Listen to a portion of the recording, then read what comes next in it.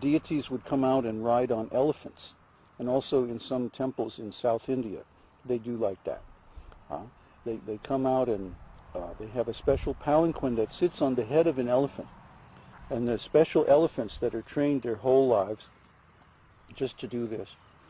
And they have a band playing, and there's big kirtan, and all the brahmacharis come out and do kirtan, and all the householders stand on the roofs of their houses to watch the procession, and it's very, very nice. So we should also do like this once our community is established. 8. A devotee must visit a Vishnu temple at least once or twice every day, morning and evening. In Vrindavan, this system is followed very strictly. All the devotees in town go every morning and evening to visit different temples.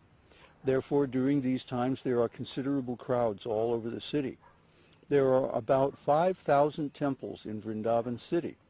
Of course, it is not possible to visit all the temples, but there are at least 12 very big and important temples which were started by the Goswāmīs and which should be visited.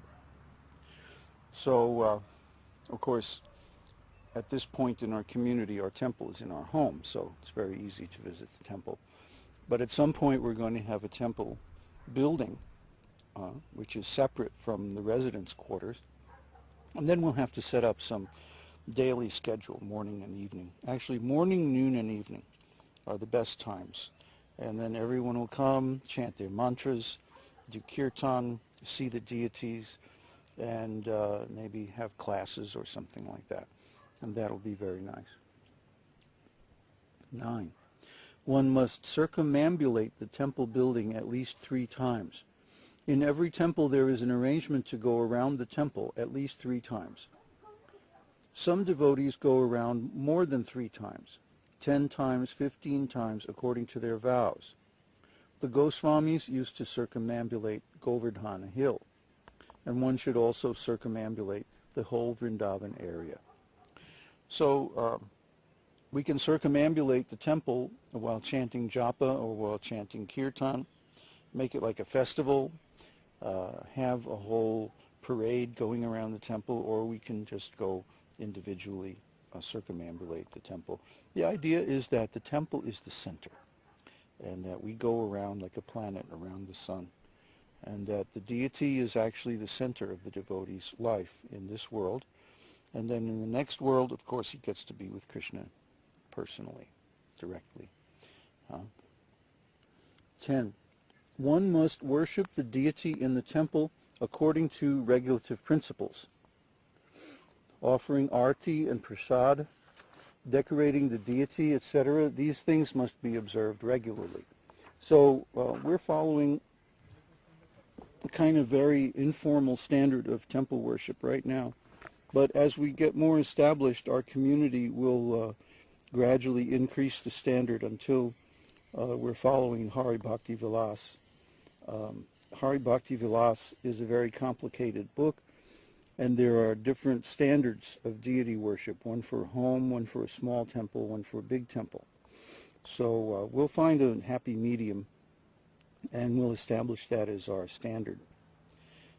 11. One must render personal service to the deities. In other words, everybody in the community has to do something to serve the deities directly.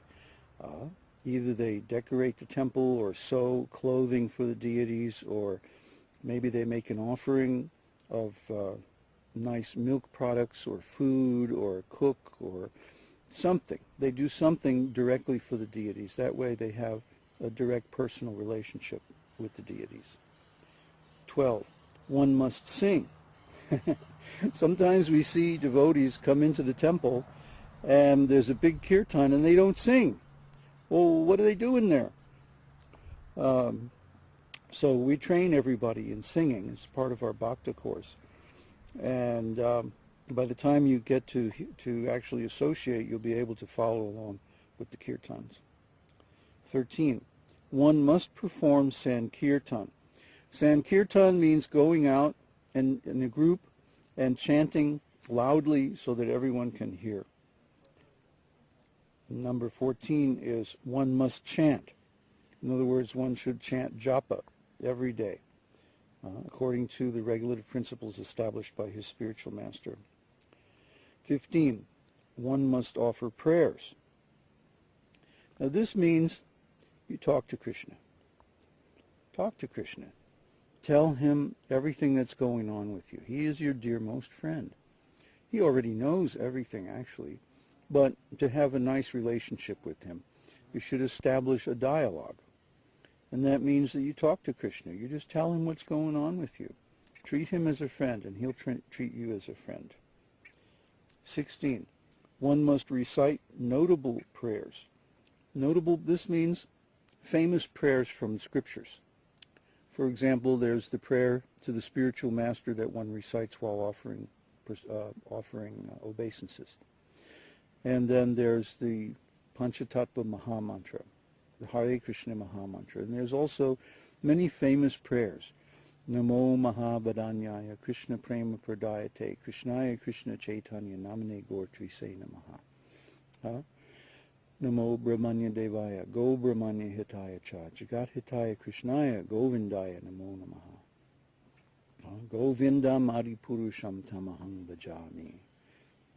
So many nice prayers, famous prayers.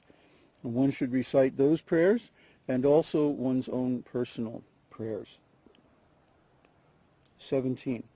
One must taste Mahaprasad, food from the very plate offered before the deities. This is very special stuff. If you're ever in a real temple where a special offering is made for the deities, the Mahaprasadam is a hot item. Everybody mobs the pujari, and they have to have some system of etiquette, some protocol to prevent the pujari from getting tackled as he comes out of the deity room. 18. One must drink charanamrita, water from the bathing of the deities, which is offered to guests. In every temple, there's a little stand next to the deity room with a bowl and a spoon and a towel and some water. And one goes into the temple, stands before the deity and salutes, then pays obeisances to the spiritual master and to the deity, and then offers some prayers, and then goes over to the charanamrita and takes just a few drops, puts them in the bowl, the palm of the hand, and sips them, and then washes the hand with water and dries them. And this is called taking charanamrita. We'll introduce this as soon as we start bathing the deities regularly. 19. One must smell the incense and flowers offered to the deities. Usually after offering flowers, if there's devotees present, they're distributed to the devotees. 20. One must touch the lotus feet of the deity. This is only for sevakas. This is only for the deity's servants.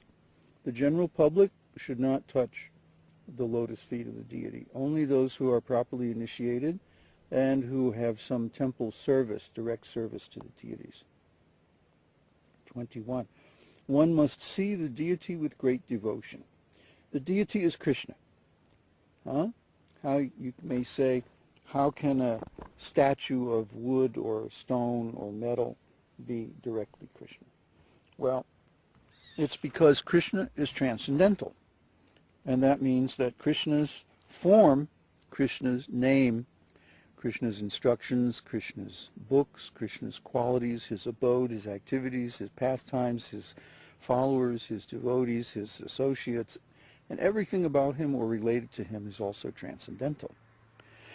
So when we hear Krishna's name, for example, when we chant the holy name, that holy name is transcendental, and therefore it changes our consciousness.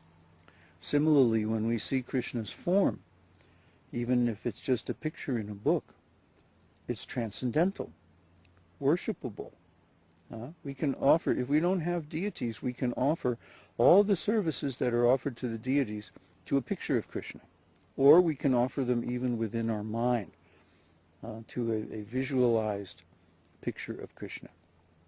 You know that famous story that I love to recite about the Sanodiya Brahmana who performed elaborate temple worship within his mind. And just from that he went back to Godhead. So just see the power of deity worship even to a form within the mind. So the form of Krishna in the temple is considered to be identical with him and can accept service just as Krishna in his original form. You have to live with the deities for a while to really get this. But they're there. They're very present. 22. One must offer arati at different times. Arati means you have a plate with a lamp, incense, water, a flower, and other different offerings. And these items are offered to the Lord one at a time while ringing a bell.